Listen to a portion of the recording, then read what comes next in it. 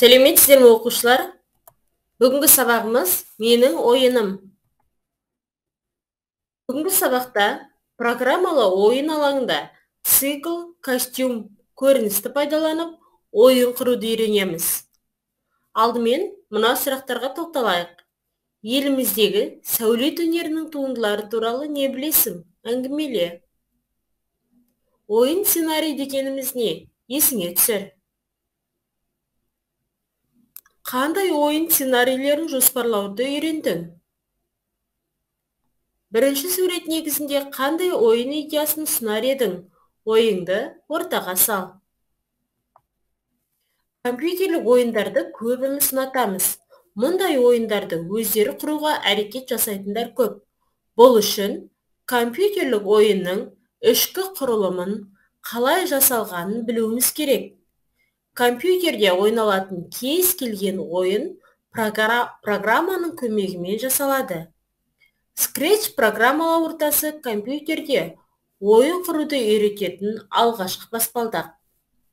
Өткен тақырыптарда ойын түрлерімен, ойын сценарийін құру жолдарымен танысқанбыз. Қарапайым графикалық суреттер, сандар мен мәтіндерден ойын сюжетін ойлап тауып құрастыруға болады. Мысалы, бірінші сурет негізінде әртүрлі ойын идеясын ұсына аламыз. Осы суреттер негізінде танымдық ойынның сценарийін жазып, программасын құруды үйренейік. Ойын сценарийі, ойын жанры танымдық ойын, ойын атауы сен білесің бе? Ойынның мақсаты мен сипаттамасы. Қазақстандағы заманауи сәулет өнерінің туындылары саналатын ғимараттарды дәріптеу, үйрету, патриоттық тәрбие беру. Ойын барысында ойыншыға сәулет ғимараттары жайлы сұрақтар қою, жауабын тексеру. Ереже: ойында әрбір ғимарат бойынша сұрақ қойылады. Ойыншы жауапты пернетақта арқылы жазбаша береді. Егер ойыншы алғашқы жауаптарды толық таппаса, ойынды қайта жалғастыруына болады. Кейіпкерлер: ойынның кейіпкері ақылдыкі. Ол ойын барысында сұрақ қойып, жауабын тексеріп отырады. Сюжет: ойын әр циклде бір реттен қайталанатын 4 сюжеттен тұрады. Сюжеттердің әрқайсында берілетін сұрақ пен сурет өзгеріп отырады.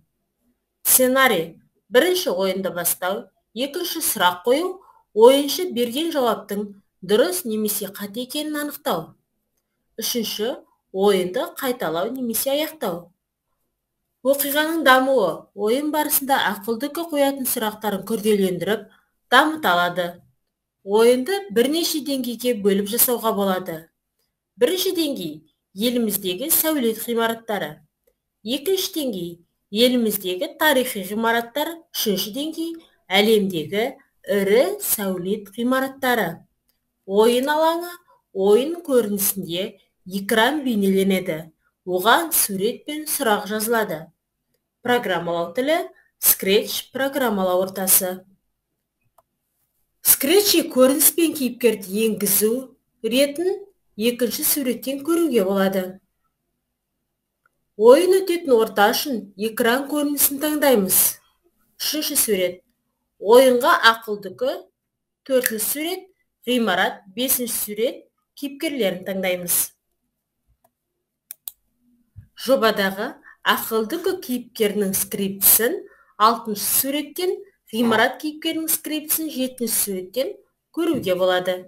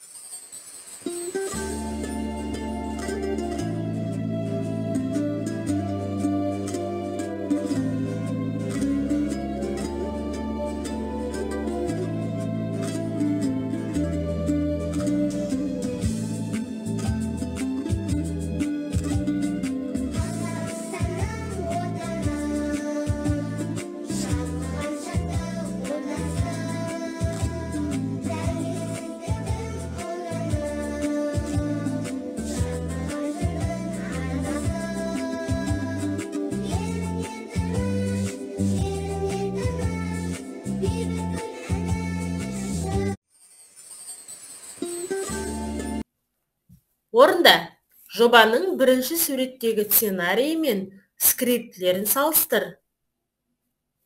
Жоба скриптілері ойын сценарийіне толық сәйкес келе ме? Талдау нәтижесі бойынша шағын есеп жаз. Жұбымен орында.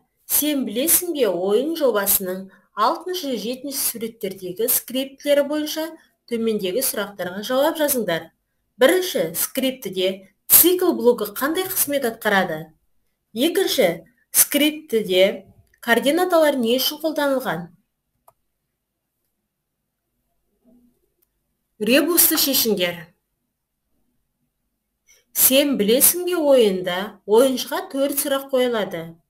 Ойын жобасының скриптісіне 5-ші сұрақты қосу үшін қандай өзгерістер жасау керек? Ойлан, сен интернет желісінен 3w.играемся.ру мекен-жайын аш. Бұл сайтта 4, 5, 6, 7 жастағы балаларға арналған танымдық, логикалық, компьютерлік ойындардың жинағы бар. Ойындармен танысып, скретчте 4-5 жастағы балалар үшін өз ойыныңның жоспарын жаса. Осымен балалар, сабағымызды ауа райы арқылы қорытындылайық. Сабағымыз аяқталды. Сау болыңыздар.